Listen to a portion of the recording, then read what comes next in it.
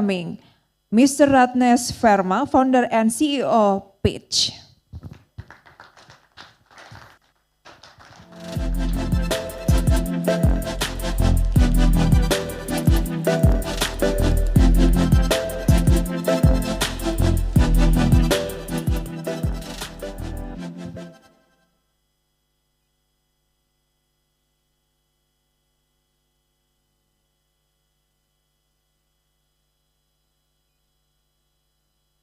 Good afternoon, everyone. We're just trying to figure out some digital gaps. Thank you so much. All right, how's everybody feeling after lunch? Slow. I just came from outside and there's a lot more food, just in case you were still hungry. So I'm going to try and keep this brief, but it's a pleasure being here. I'm Ratnesh. I'm the founder CEO at Pitch. I really do want to thank IEF and ION for this ecosystem changing initiative, building a shared digital rails for participation by MSME. We've been hearing about that through the day.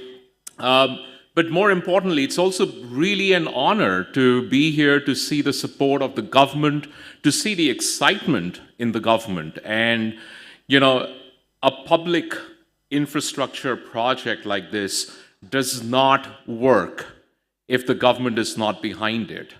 And that has been really, really reassuring. But let me set one context from the Pitch perspective. Pitch exists in markets like India and Indonesia because where commerce doesn't fail due to lack of demand. There's a lot of demand, but commerce fails for lack of reliable delivery. If you cannot end e-commerce in a delivery, if your order is not going to reach your home, e-commerce doesn't work. And we started Pitch with that one simple mantra, how to get that delivery reliably every single time. And that is really where and very similar ecosystem to India, where the market is fragmented. There are some big players, there are some big cities, but that's not Indonesia, that's not India. The real India and Indonesia is actually in the smaller cities. It's in the smaller businesses. These guys have smartphones, and I was reading somewhere over 70% smartphone penetration in Indonesia. They don't have a laptop. How do you digitize them? They don't use digital tools. So the real secret is to be able to make technology so accessible to them, it's like using WhatsApp. How do you build business digital tools that are as simple to download, get started as a WhatsApp? That's where we decided to change the ecosystem. That's where we, have excelled in India and bring over here. The lens we bring to Indonesia, we're not here as another app. We're not here to compete for attention. We are here as an ecosystem enabler, the partner that helps small businesses, large businesses, small cities, large cities, and logistics providers that can participate with confidence and with independence. That's really who we are. And our work is to build early trust. I think we've heard about that from multiple people. A protocol like this, an initiative like this works only when there is trust. How do you build trust in logistics? Through visibility, through transparency, through accountability, through guaranteed performances. And that's really what the platform delivers. When you say, I have ordered, you know that you're going to get that delivery. Indonesia is unique, and I'm really enamored. And by the way, I have been traveling to Indonesia for the last 20 years, and I'm absolutely amazed to see the growth, the development in Indonesia. but I also understand it has the diversity, it has the depth, which is very, very unique. It's not just the number of islands, but it's the population in those islands. It's the 30 million MSMEs, and let's not forget the other 30 million MSMEs, which are the fisheries and the smaller businesses. That's 60 million of them. And how do you turn each one of them into a seller to be able to go wider, to be able to grow? Because one thing that I am a very, very firm believer of in countries like India, in countries like Indonesia, and I don't call them emerging markets. I really don't. I think somebody used that expression in the morning. I think we're fast-growing economies. And when you're in a fast-growing economy like Indonesia, growth has to be inclusive. It cannot be a pull growth. It has to be a push growth. And that's really what an ecosystem, a platform like ION is going to solve for. And we're very, very excited to be a part of this. Protocols. We've been hearing about protocols. There are protocols for everything. Protocols create interoperability. Products create participation. Now, interoperability means different things for different people.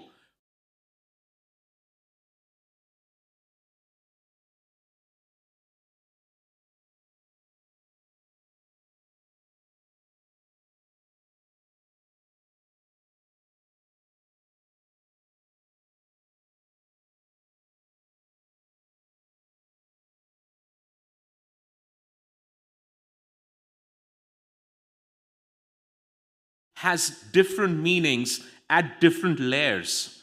So that's what makes interoperability even more complex. When you are a large, courier company like a DHL or a FedEx, interoperability for them is let's optimize more, let's reduce idle time. But when you're a small local courier company with 5 riders or 3 riders, for them, interoperability means keep me busy. Make sure that I'm getting a lot of business. Very different meanings. The real objectives of a logistics network where any MSME can participate, not just the most sophisticated ones. And this is where we have seen, and under Koshi's leadership in India, we were able to see a penetration right down to the grassroots. And that is really where ION will succeed, when it succeeds at the grassroots. How do you really enable everybody at the grassroots? And I said earlier, digital adoption is low. Digital awareness is low. And if I may loosely, and I use the word digital, there is a lot of low digital literacy. How do you change that? How do you make it? This is not just about an open network. This is not just about a protocol. This is also about digital literacy across the country, across Indonesia. Getting everybody to use digital tools for running their businesses. So protocols, as I said, is one layer. Adoption happens at the product layer. And what we're really solving for, and as Page, what we solve for is that execution gap between a protocol existing and the ecosystem actually using it.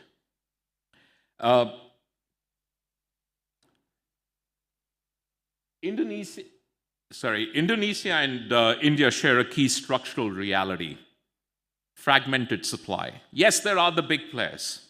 Yes, there are the mega corporations.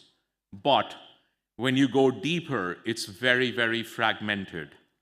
We are here to transfer the learning, not the template. Because, yes, the intent, the vision is similar between ONDC and ION, but the templates are very, very different. The realities are very different. And we need to be able to cater to those realities.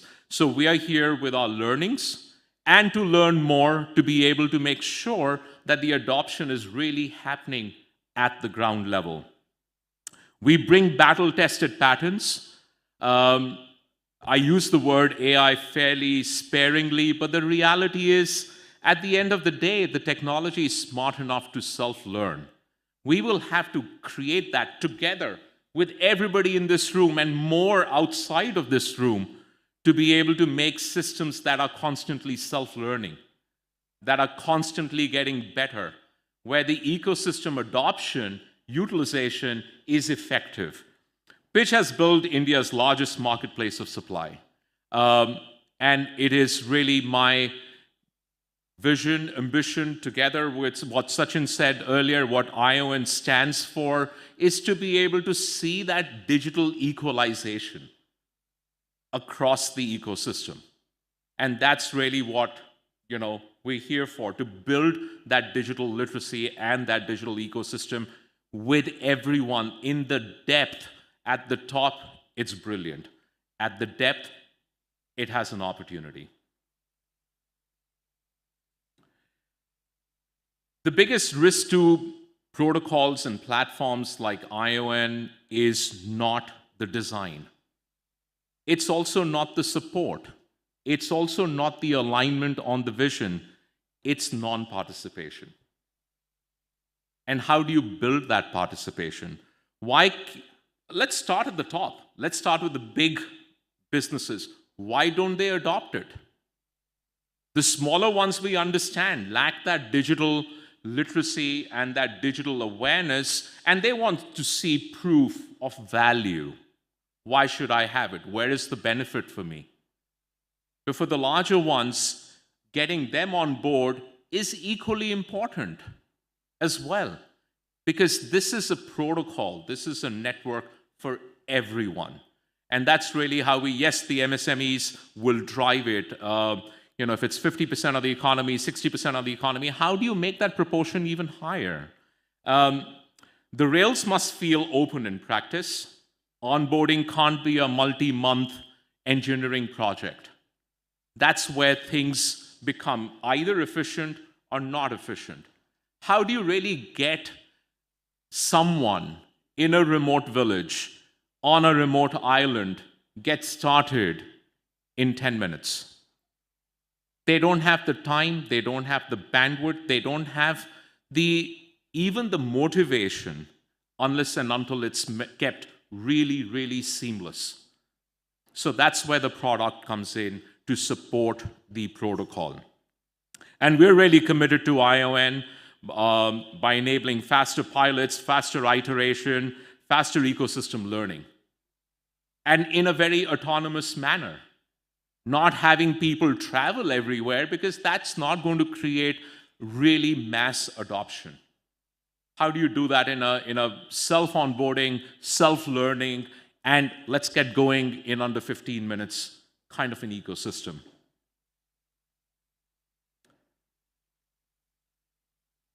Logistics is where open networks really face the reality. And this is, I think, something for all of us to be aware of. When you really think of digital platforms, they're truly digital, right? UPI, truly digital. Any payment gateway, truly digital. No human intertouch, no human interface at all. But when you start thinking about commerce, the last bit of commerce, getting that delivery to your home, is manual. There is a human there. The performance is dependent on the human. However good the buyer and the seller apps be, at the end of the day, if it's not getting delivered to your home, it's not working. How do you build that reliability? How do you build that trust? And, again, from our point of view, we look at the entire platform, the entire protocol in its true intent, the intent of inclusiveness. Everybody is welcome to participate. The protocol actually supports that. Open networks need a translator, and that's a very critical component. It needs a translator between the complex ground reality, which includes lack of digital awareness and adoption and a clean protocol expectation. How do you bridge that? So you got the protocol, and you got the protocol expectation, and then you got the ground reality. How do you bridge that in a seamless, frictionless manner? And we ensure that participants, when integrate once, they reuse it again and again and again and again across the buyers, across the sellers, across the logistic options, across everything else. And for ION, this means consistency, it means scalability, and a pathway for small operators to join without any, and I repeat this, without any tech lift. They don't have to do the tech heavy lifting. That's where adoption comes. And adoption accelerates when integration is fast and reliable. I think we've heard that. Suresh mentioned it. Sachin mentioned it. The couple of honorable ministers mentioned it. And we have built open API. The way, think of, and I know Siddharth here is from Google, think of Pidge as an open API as Google, not a closed ecosystem like Apple. And I love Apple, by the way, but it's an open ecosystem. Anybody can plug into it. And we've integrated the largest organizations, the most complex legacy systems in under 48 hours. That's what makes it different. So it doesn't matter. I mean, some of the larger businesses have legacy systems. They don't want to change. And we're not telling them to change, but we're telling them to be inclusive. Let everybody benefit. And to be able to integrate that in under 2 days is what open APIs can do. And I'm not going to stand here and explain what APIs are, but I hope you get it's just the connector pieces which allow for that integration in a seamless manner. I love the ambition, Sachin, where you say ION becomes the fastest. And I'm going to add on to it, fastest in terms of real usage. From today, the launch, February 5th, when can we get the first delivery done on ION? That would be the fastest. And that's really what excites us to be able to commit and to be able to be a part of this very, very exciting journey. ION is a population-level enablement, and it succeeds when there are improved outcomes for every business.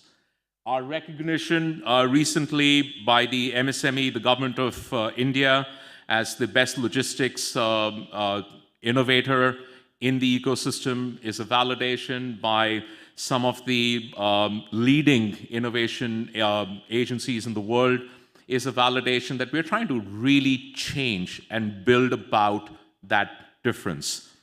And with that context, I'm now going to invite my co-founder, Rushil, who will go deeper into exactly how this comes together, how this comes to life, the ION architecture, the operating model, and what it takes to scale in a reliable manner.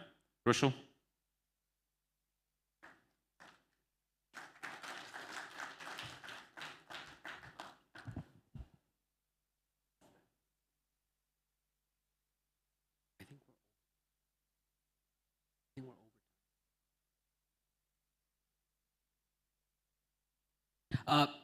Thank you, Ratnesh, and thank you to everyone who's here, distinguished guests, ministers, and the population in this room representing the growth that we want to see in Indonesia.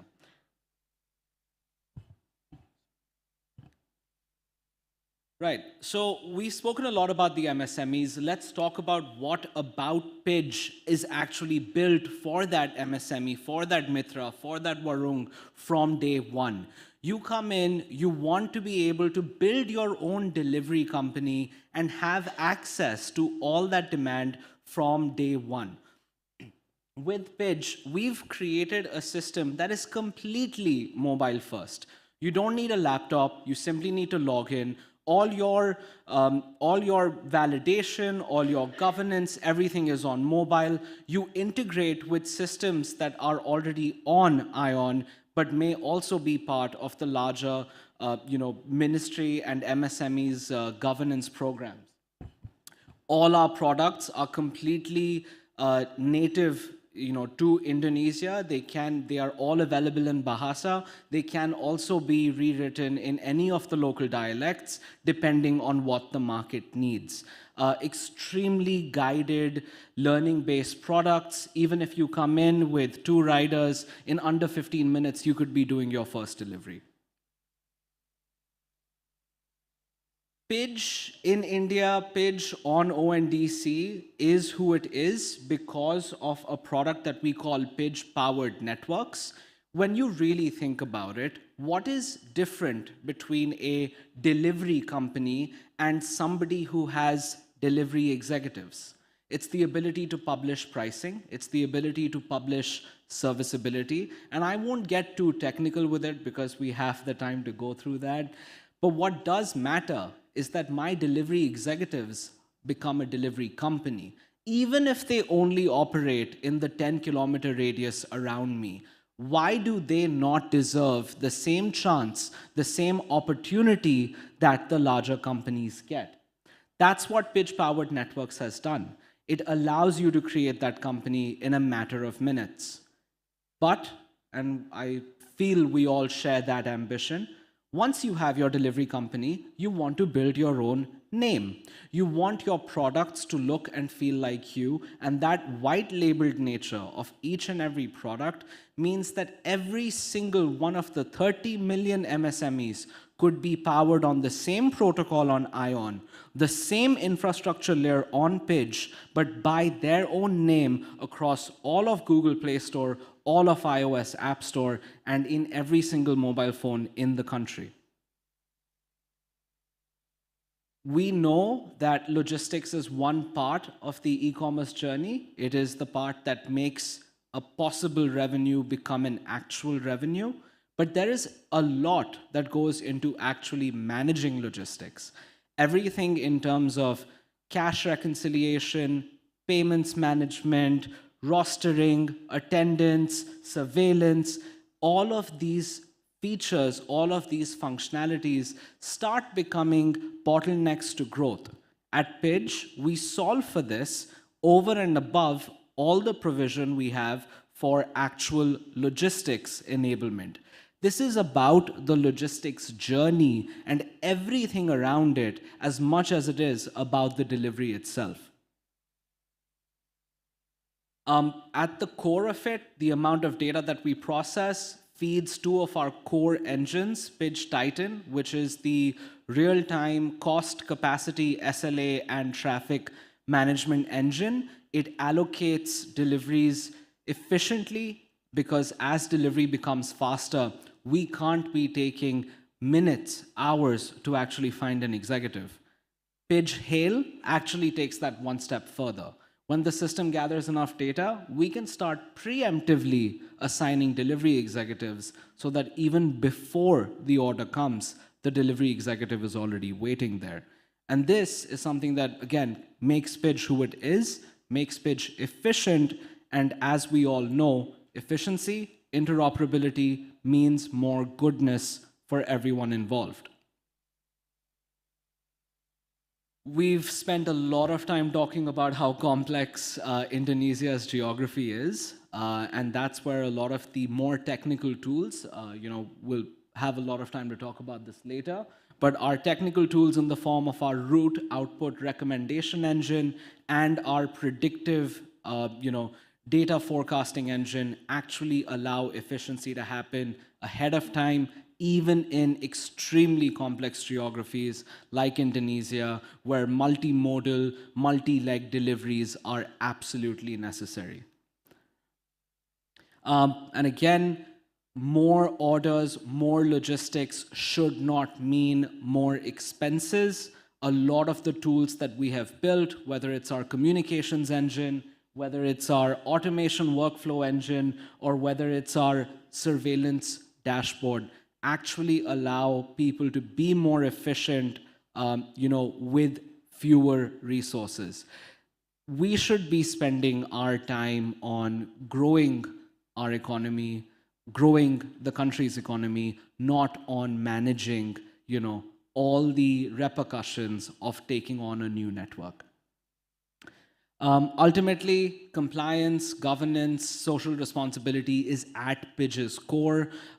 We, of course, build predictive models around scoring and behavior, but we are GDPR compliant, SOC 2 compliant, PDP compliant, ISO compliant, because ultimately, your data belongs to you. We only serve to make this entire ecosystem richer. Again, a lot of tools around surveillance, tracking, asset agnostic, boats, trains, planes, cars, and automobiles. We track it all. Again, it is about everything that goes into delivery, not just the act of giving the good to the end customer. Pidge with ION, with ONDC, and at its core is a platform product, is designed to support all related ancillary services as well, whether it's anything in fintech, anything in insurance, anything in asset tracking, telematics, diagnostics. Pidge has provision to support it all. Yeah, I briefly mentioned this, but we do strongly believe in collaborative development, and as we learn the new challenges, the new opportunities in Indonesia, the Pidge system, the foundation is designed for that evolution of product, which is highly localized to this country and geography. We're here to talk about protocols.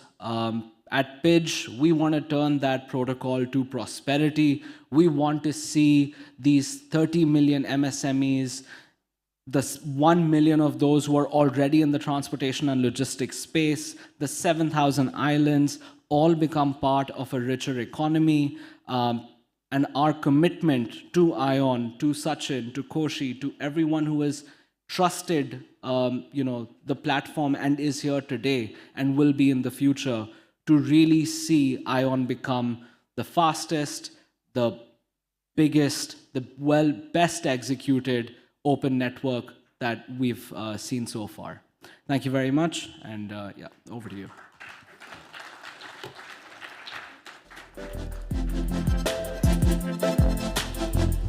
Thank you so much, Mr. Rusyul Mohan, co-founder CPTO.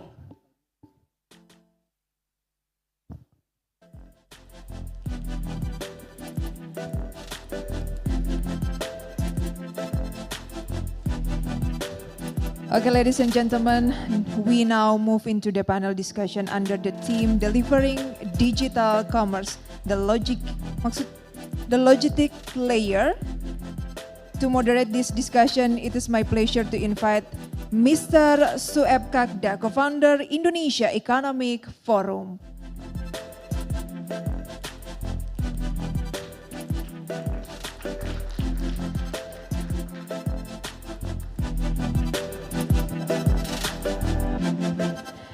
At the same time, I would like to invite our distinguished panelists to join us on stage and take their respective seats.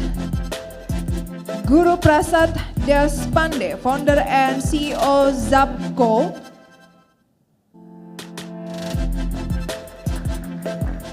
Mr. T. Koshi, founding MD and CEO of ONDC. Mr. Alfonso Steva, CEO Automa. And of course, Mr. Ratnesh Verma, founder and CEO Pidge. Once again, please give a warm round of applause as our moderator, Mr. Shoeb Kagda.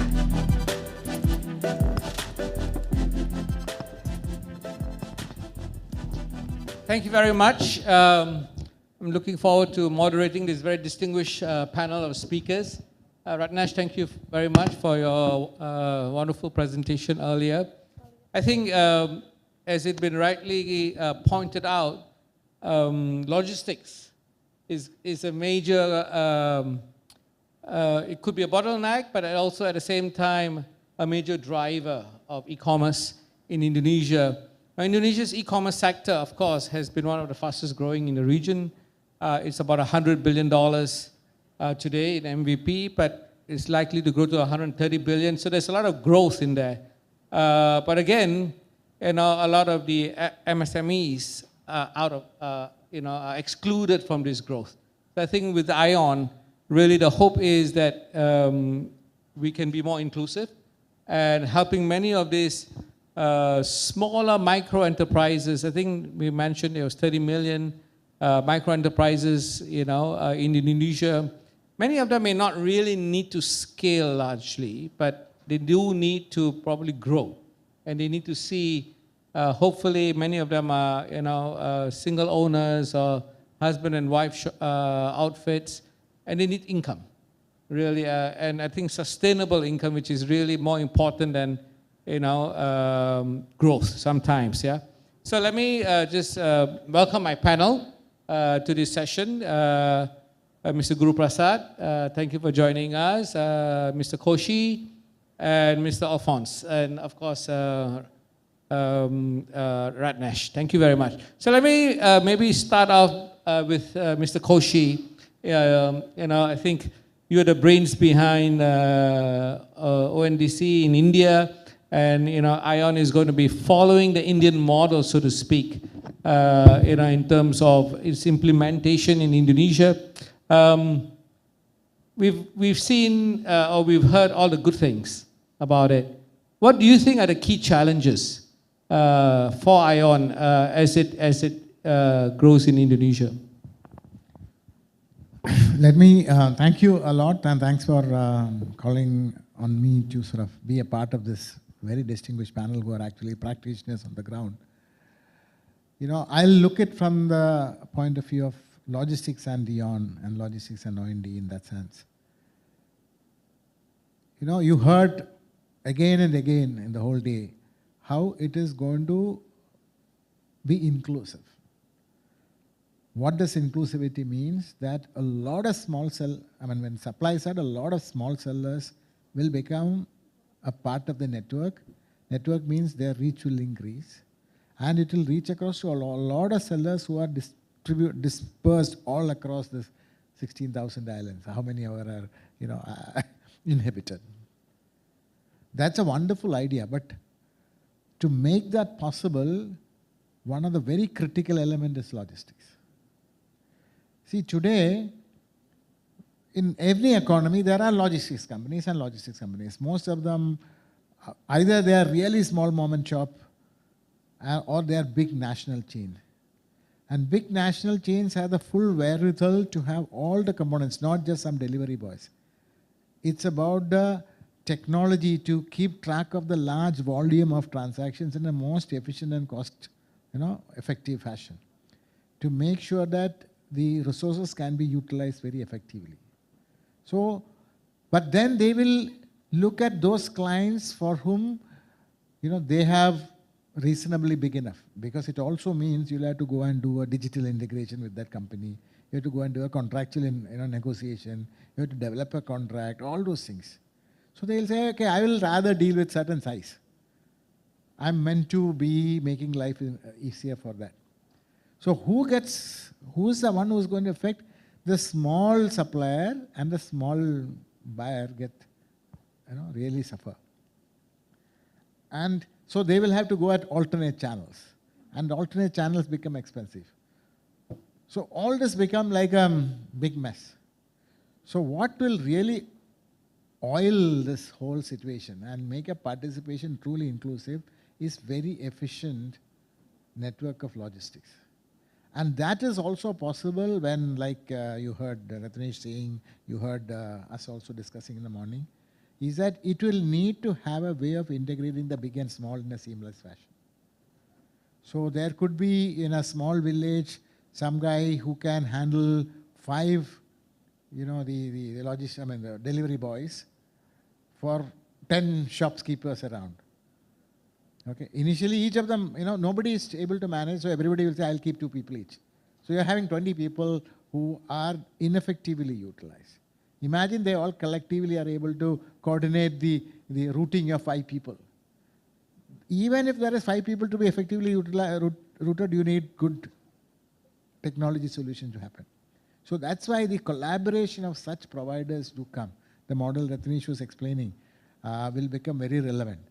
And that is not one entity's power. So it has to become like an ecosystem development. So I'm happy that we have recognized that as a challenge. And for a country like Indonesia, it is even more a critical thing. And that is when the small people can sell anything larger, they can enhance. Their market expansion will happen from that. And when Sachin and I discussed and said we will build on the ION, so we realized the importance of this as first stage.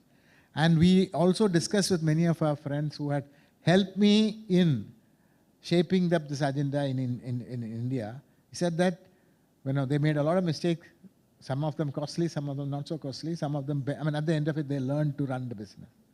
And many of them, like Pidge is here, and there is also one more team is here who has done similar logistics stuff. They all came and said, we will come and share our knowledge. Because it's not a small, it is not one person's win. You need an ecosystem of players coming together, collaborating together. So, and that way seamlessly working with the seller applications, similarly working with the mobility. So I was just thinking, yesterday I think Ratnesh I discussed, like in that small town, if we can get this 5 people who will also do the, mobile taxis there during the, and other times they go and do the delivery. That way the utilization improves, the cost comes down. See, these kind of innovations really become possible when it become a part of the network with a lot of common components made available by people. If each of them have to develop their own, they're dead. They will just die. So in this context, that is why I believe that this is a very critical component. I just want to set the context and leave it to the practitioners who are sitting here, how they see this and how they're going to make it a reality. Thank you. And I think that's a nice segue into Mr. Guru Prasad in terms of, you've been in Indonesia for a while, and I think you have an interesting business strategy in acquiring excess, what do you call it, surplus from companies and then redistributing that. How do you see ION affecting your business? And also in terms of the challenges that you see operating in Indonesia? Thank you. Good afternoon. So I run Zapco. Zapco is a platform for liquidating, selling off the surplus inventory. So when we started this, we had a huge challenge as to where do we sell this, right? Because obviously we cannot sell it in the regular supply chain. That conflicts with the principal's supply chain as well.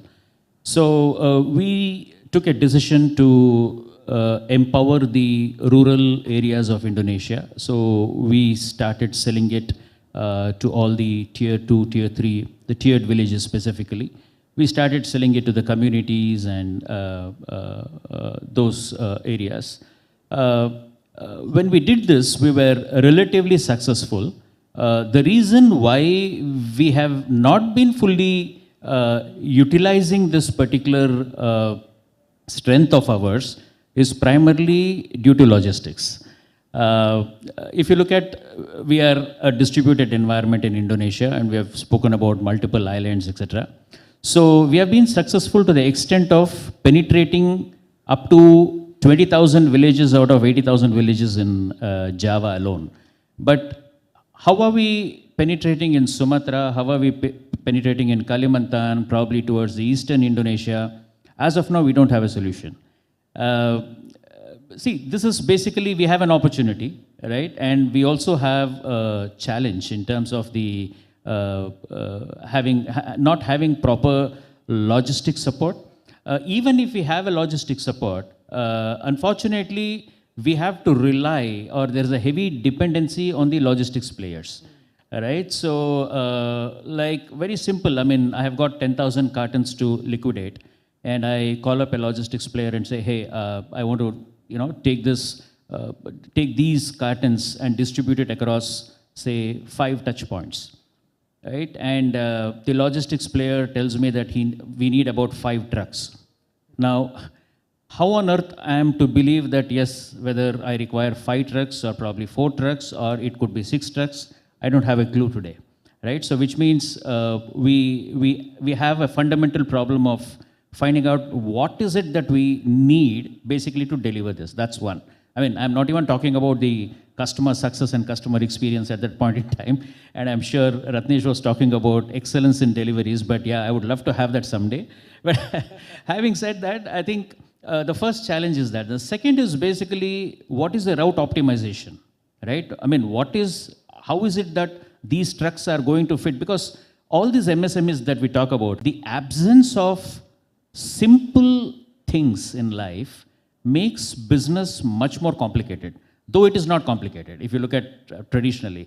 So these are some of the challenges that we have had, and I think with EON coming in, it gives a lot of opportunity for companies like us, not only in logistics but also in terms of consumerism, or the B2B consumerism as we call. So primarily, like for example, we are a very closed ecosystem because obviously we are dealing with a sensitive business.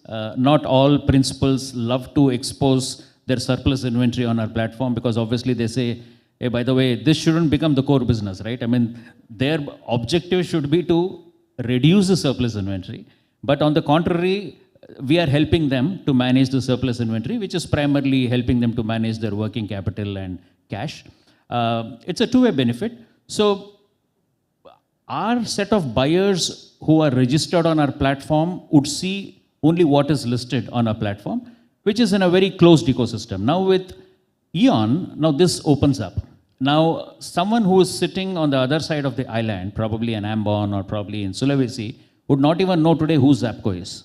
So there would be a lot of awareness, visibility, and more importantly, our products are quite cheaper when compared to the regular marketplaces. So probably we become the right of first refusal for those buyers. So this is from a e-commerce perspective. From a logistics perspective, with introduction of technology, introduction of the automation, a lot more companies probably either using the other country's expertise or probably using Indonesia's expertise itself. So they can get onboarded on EON, and probably for all you know, you might deal with those companies who have solutions to these kind of problems, right? So I think it's an overall stakeholder benefit. I would not say that it's just beneficial for either logistics or the commerce. It could be someone who's sitting in Ambon who has got a license to give a loan. So he might say that, hey, I would probably extend a working capital or a supply chain loan for all the buyers who buy from Zapco. So we don't know whether that person is somewhere in Indonesia. So it's an all stakeholder, I would say, every stakeholder in this ecosystem gets benefited. That's how I see this as a huge benefit, not only to Zapco, but the entire stakeholders in this ecosystem. Yeah, thank you very much. I think I have one of the panelists here who may be able to solve one issue that you have, which is you don't know how many trucks you need, because Mr. Alphonse from Automa runs transport and logistics business, and he's able to track from across the supply chain where the trucks are going. So Mr. Alphonse, thank you for joining us. Maybe you can tell us a little bit about how your business runs and how ION would benefit you. And maybe lastly, if you could answer Mr. Guru's issue about understanding how much, or understanding the volume of goods that he needs to move. Thank you very much. Thank you for having me. I am Alphonse. My company is Automa. We are supply chain technology companies. I have a chance to visit India in last October, visiting the Tamil Nadu Global Startup. Thousands of startups from India is coming. It's very enthusiastic expos. And I feel that India always have a spirit of collaboration after visiting that. So thank you very much for inviting us. And my company helping logistic companies, another logistic companies or distributors to track and also evaluate their supply chain by implementing IoT and AI. So basically from our discussion this day and quoting from user, we have to invent tools that as easy as WhatsApp for the people. Because actually when we talk about digitalization, people in Indonesia are reluctant because it's adding activity to their daily business. So if the activity is not creating a direct benefit for them, even if it is creating direct benefit, but it's too complicated, they didn't do it. Or they just pretending to do it. And it's worse. And my company is actually helping another company to track their shipment deliveries and also the cost of delivery that they have done. In Indonesia, we have several cases of fuel theft or maybe goods that's not delivered to the right places. If you only using like a asset management tools, you need to really analyze anything. But our platform is actually helping you to give instant analytics, so you would know whether you reach your destination or not, the predicted ETA, connected with weather and also traffic, something like that. And answering the question about the need of the containers. What I learned from the logistic business is if the goods is already departing from your warehouse, everything is mystery because nobody know anything in the road. But with technology right now, we could help at least grasping what happened in the road. With the telematics, with the video tracking, we know how we could measuring our box in trucks. So we made our truck simulation application. So if you have trucks owner that want to use that and connect it to your application, you could directly model your delivery under one cargo. So it's not due to the logistics company again, but it's due to the system that models and calculate. It's not a common technology that implement in Indonesia because many is still rely upon the driver's mood, right? When the first time I implement my GPS trackers to the trucks, even the drivers say that these GPS trackers make my life harder because they couldn't get a proper nap in the afternoon or something like that. So 50% of the problem in the market is social problem. We try to close it with technology, but we still have homework how to make them using the technology. So I think right now is the good time for IoT and AI to make any technology is still a little bit passively for the people. So they're just doing anything like a day-to-day business, but then we could analyze and make decision upon the data that we collected. Okay, thank you very much. Yeah, I think tracking is becoming very critical, especially when you move across a country like Indonesia, which is archipelagic, and moving across Java may be easy, but then if you're going from Java to Kalimantan or Java to Kupang or Java to Sulawesi, then it becomes a bit more of a challenge. Ratnesh, maybe I can come to you now. You in your speech earlier and also yesterday when we chatted, what would you call factors of how we can successfully implement ION is trust. And how do you build trust, especially among sellers and buyers? In the platforms that are walled gardens, there's vetting of vendors who come on this platform. But this is an open system. So how do you vet whether a seller, I mean, if I'm a buyer, I would want to know that whoever is on this platform can be trusted, right? So how do you build that trust? Yeah, that's a great question. And I think I'm going to go back and start with a very human behavior, psychological kind of an answer. I don't trust what I don't see. I don't trust what I don't know. And that's the reality of business. That's the reality of human psyche. The more you build that visibility at every step. Now, you know, even the largest, and I'm not going to take names here, but the largest of the marketplaces in the world, and I'm talking $1 trillion plus companies, when they have a product that is out for delivery, it says, your product is out for delivery and will be delivered anytime between 9 a.m. and 7 p.m. Am I expected to stay at home? I don't know when it's coming. Exactly. Right? But if I knew and I could track it, I could see it, that builds trust.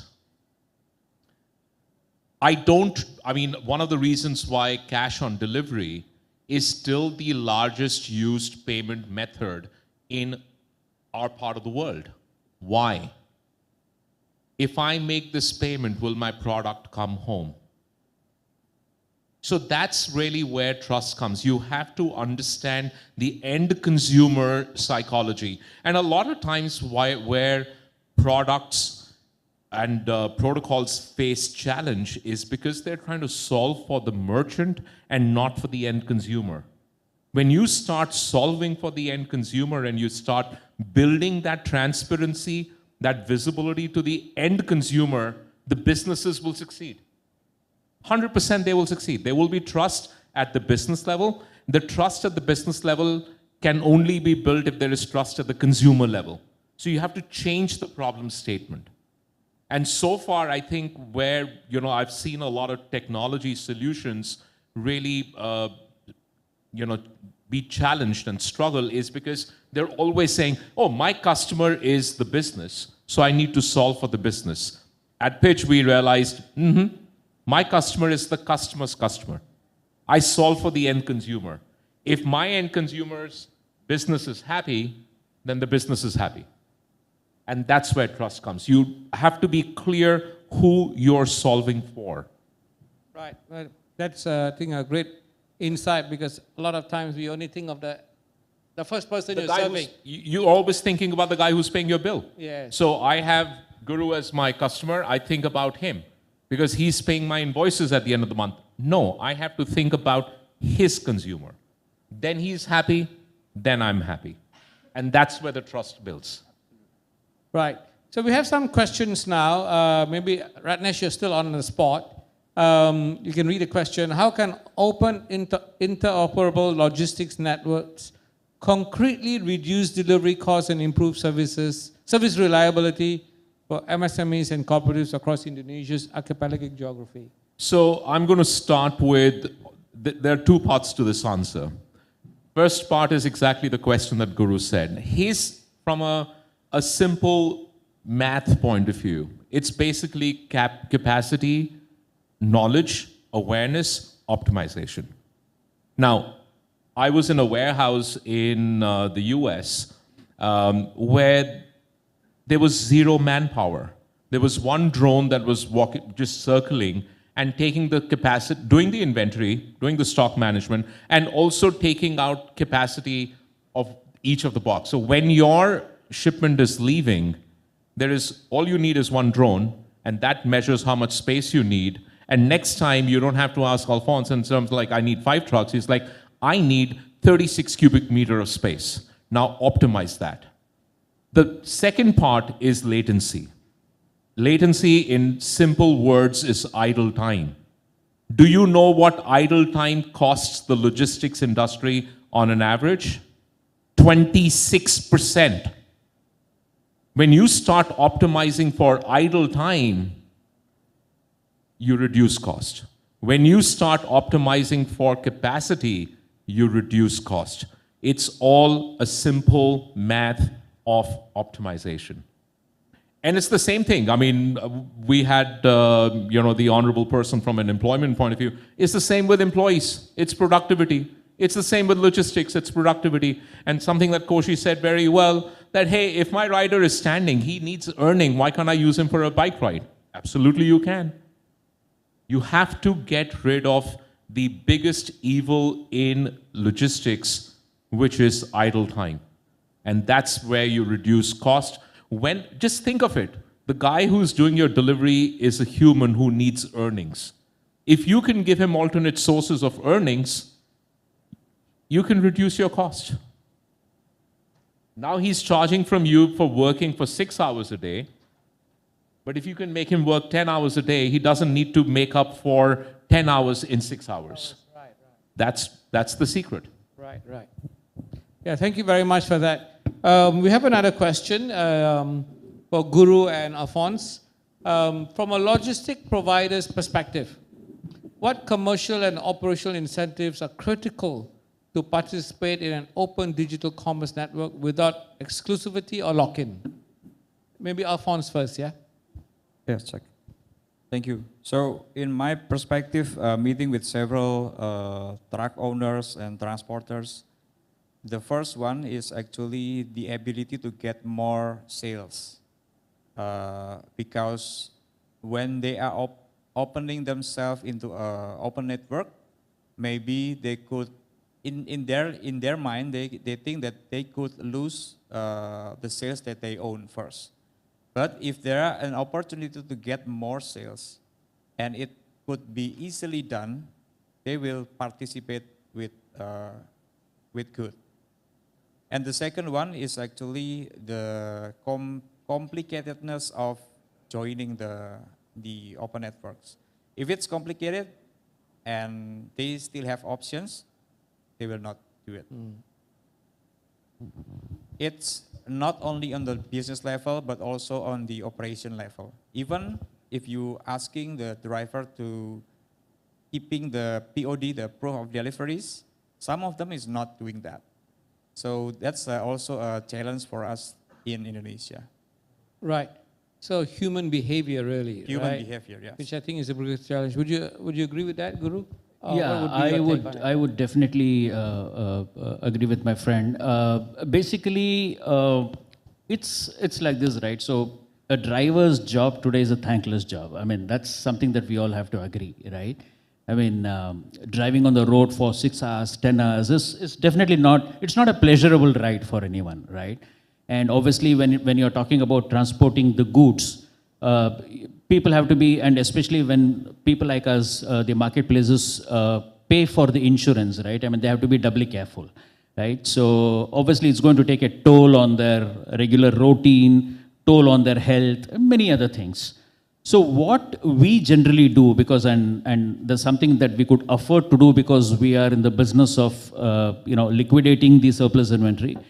We talk to the service providers, the trucking companies, and see if we could probably incentivize the drivers. SLA-based, SLA-driven incentives, like we say that, hey, we know that from here to, let's say if you have to go to Jogja, it'll take about a day and a half. We're not saying that you got to rush, but we are saying that, hey, when you calculate the entire traffic, etc., if it takes about, say, within 36 hours, if you are able to deliver this, so let's say that we give back 0.25% or 0.5% of the invoice, so that at least the drivers get incentivized. So that's something that we have been thinking to start with. Obviously, somewhere someone has to bell the cat. Right? So it doesn't make sense for us to keep telling the trucking companies that, hey, I want this to happen. In a country like Indonesia, where it's driven by the market realities, sentiments, I think we also have to be humane enough to see what practically works in this country. So that's one thing that we are trying. So I think once these guys fall into that particular, I would say, periphery of working for incentive, this probably can be used as a tool or probably for meeting the SLAs. right? So this is something that I'm not saying we have started, but at least we are thinking on those lines where, because we don't have a visibility today, right? I mean, I've worked for a transportation automation company. I understand what Ratnesh is talking about, what Alphonse has been talking about, but end of the day, whether trucking companies implement this, it's difficult. This as simple as using a GPS. Now, what do you do if a driver switches off the GPS in the afternoon, takes a nap, and then delivers the goods? You can't track it, right? So no matter what kind of applications you build in, unless and until there's a discipline of, as someone rightly said, the adoption, it's difficult, right? So I think the best way is to try the cash incentives to begin with and see how that works. And if that works, then probably convert that as a regular thing in life. Right. Koshi, what insights do you have on providing incentives to ensure the success of the an open system, open network? Incentive is a two-sided knife. In some of the cases, like in any business, when some starting, you use some kind of attractions to trigger trial. But that cannot be used to make somebody dependent on their business model with that. If that's the case, the moment these incentive goes, it dies. Okay, so it has to, but some of the places, one of the biggest curse of these things happened actually in e-commerce, because if you look at everywhere in the world, their strategy, of platforms, I have a very lighter way of saying, is drug the buyer and pimp the seller. So you develop a habit, drug him. It's like having heroin addiction. Eventually, when nobody is in this charity, it is with a very definite business interest that we are in this. So why am I giving you freebies? So that you become dependent on me and nobody else can offer you, and then I'll say, now Abhi, now I got you. Now you pay up. For all the freebie that you had, now you pay up. That is reality. If you don't understand, it won't work. So that is why the participants have to continuously work on, like Ratnesh and you pointed out, is that how do I make my offerings better? Open network, what it does is it suddenly opens up the supply side for everywhere, whether it is logistics. So normally a logistic player, he will say that let me get some 10 big customers. Here he doesn't have to worry. He can buy, actually he can sell his logistics like pizza is being sold by the pizza company. So instead of 10 big ones, he'll have 1,000 small ones. Maybe yields are better. So these kind of models to be developed and make their offering relevant in its own sustainable run. Then the industry would grow. Thank you. Are there any questions from the floor? Any burning questions, or even thoughts or insights on how logistics can work on an open system? Sachin?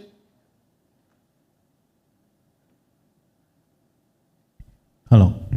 Thank you. So I had a question. I wanted you to kind of give your view on how, Indonesia has got so many logistics companies, and they are all under one association called ALDE, Asosiasi Logistik Digital Commerce, Digital Economy Indonesia. And they have more than 60 logistics companies, and we met them. In fact, some of them are coming over tomorrow for the sessions here. And they showed extreme interest in being interoperable among themselves. And if you could just share, what would that mean? I'm saying in practical terms, if all the logistics companies decided to work together and would be interoperable, what would be the impact? If you could just, foresee into the future. Yep, I'll keep it very simple. So you've heard of Star Alliance, right? Code sharing. You don't need to fly your plane everywhere. You optimize for capacity. So when you build that interoperability, you're creating an alliance like a Star Alliance or a One World. So that's what really happens. Interoperability, banks have been doing it for many, many years. Imagine there was a time, some of us would remember, every bank had its own ATM. Yeah. Visa had its own ATM. Now then, suddenly everybody said, okay, you know what? You can use each other's ATM. What did that do? Cell towers. You know, mobile cell towers are interoperable. Interoperability in any ecosystem, interoperability is not a new concept, but it is a very, very effective concept. And in logistics, especially in logistics, and I talked about the latency, the idle time cost that everybody is incurring. Now imagine if everybody could work together and says, you know what, you're good in that area, you focus in that area, and you get now 30% more demand. Everybody earns more, the costs come down. That's what it does. I think that's a great point, Ratnesh. And more importantly, it creates an equitable economy. Right? Today, we are only dependent on one or two players to deliver my goods. Right? Tomorrow, you have a choice. I would always say that, hey, you know, for these SKUs, we could use this. For these SKUs, you could use the other player. Right? At the same time, efficiency kicks in. Right? And everyone gets a chance to work together. And there's a awareness also. Like, for example, I wouldn't know sitting in Java that there's a player already in an outer island. So probably this brings in a lot more awareness and visibility into the transactions. Maybe, Alphonse, I can ask you to chime in on this point. I mean, you know, your company does end-to-end logistics supply chain. You know, what Ratnesh is saying is that you can actually interoperable with other parties. Do you think that would work within Indonesia's logistics sector? So, for example, a company like yours says, okay, we'll do the trucks, but the last mile, you work with somebody else. Yeah. So right now we do interoperable within our own networks, and it's very limited. If we could get the bigger networks, by the way, I'm also a member of ALDE, and we talk about if we could get connected, then many technology could come. Because right now, because we are not connected, many process is not standard. So when we want to connect with another players, we cannot communicate because even the business process is not the same.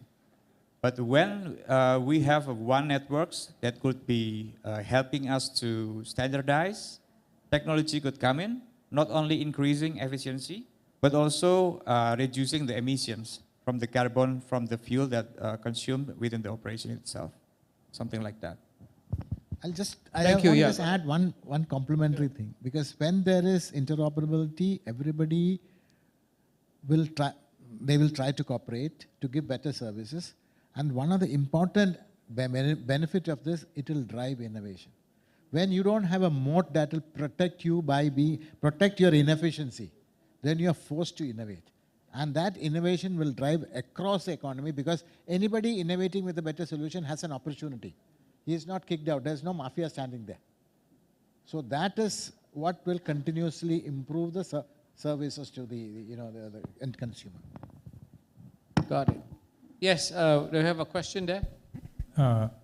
It's a question for Alphonse. So you talked about POD and that being a challenge.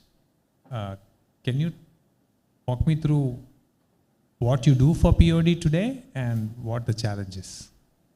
So actually, the push of the digital person that won, we want to digitalize the POD itself. So we didn't need any paper. But for several conventional business, they already digitalized, but they still need paper. So we work right now with two protocols: the truly digital POD, and the second one is a paper that have to be read in a digital way. So you sign something, and we have to know that this is Pak Budi that signed the delivery order or surat jalan. And then we should read their stamp, something like that. If not, they could force it in the market. So the challenge is actually making people collect the data itself in the same manner, so the AI and OCR could read that, and then make a standardized form. Because if you only sending something with form that is not standard, it will be so hard for the system to read that. That's the first challenge. And the second one is several people in deliveries didn't want to taking photos because if we are not yet implement openness and visibility into a companies, even a photos data, metadata of a photo is becoming a problem because they say that they come at 10 a.m. but actually they will come at 1 a.m. something like that. So if you're collecting photos directly on the place that you deliver the goods, everything is open. The time of delivery is open to the companies. That's the things that happen in the market. Okay, I think we have time for just one last question before we wrap up the session. Any last questions? Yes, ma'am. Thank you. Actually, not question because everything have answered clearly to all the panelists. Just to congratulations to Pak Sachin for the finalists of launching for the Indonesia Open Network. Actually, it's very truly inspiring that e-commerce will be reach all the SME across of Indonesia. And yes, I'm so happy with the answer of all of you, of all the panelists that have to, that's to think how to solve the problem of the logistic in Indonesia because Indonesia is very complex. We are archipelago country, I think different with India, and the challenge is so hard, and logistic usually is a barrier for e-commerce, especially for the rural area, and the cost of logistic is very, very high. And yes, with the ION, I hope we build like the ecosystem to make that logistic more efficiently, and logistic is not a barrier, but will become enabler for the growth of the SME all over Indonesia. Thank you. Thank you very much. I think with a wonderful conclusion to this session in terms of how Indonesia is moving forward, especially in its digital landscape. I think the launch of ION will be a game changer. MSMEs are a critical component, in fact, a backbone of the Indonesian economy. And I think, if we can solve the logistics issue, logistics actually encompass, I think, about 36 to 40%, Alphonse, of Indonesia's cost for companies. So it's huge, a huge advantage for Indonesian companies if we can reduce the logistics costs. And I think this is one way that is definitely going to happen. So thank you very much. Can you please join me in thanking our wonderful panel for your insights and for sharing their thoughts with us this afternoon. And hand it back to the MC. Thank you. Thank you for the discussion panel with the team delivering digital commerce, the logistic layer. May I kindly invite all the panelists to remain on stage to receive a token of appreciation from the Indonesia Economic Forum. And this moment, I would like to welcome you back, Mr. Sachin Gopalan, CEO and founder, to kindly present the token of appreciation to our distinguished panelists.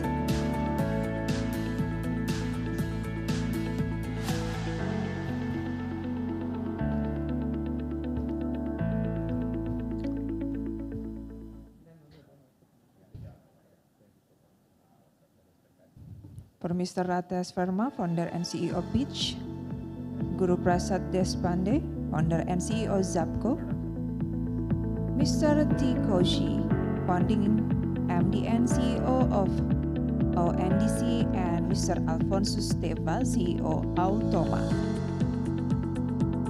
We also request all cameramen and photographer to capture this special moment.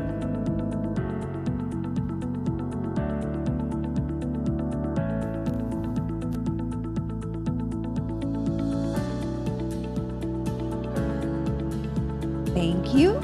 Ladies and gentlemen, please give them another warm round of applause.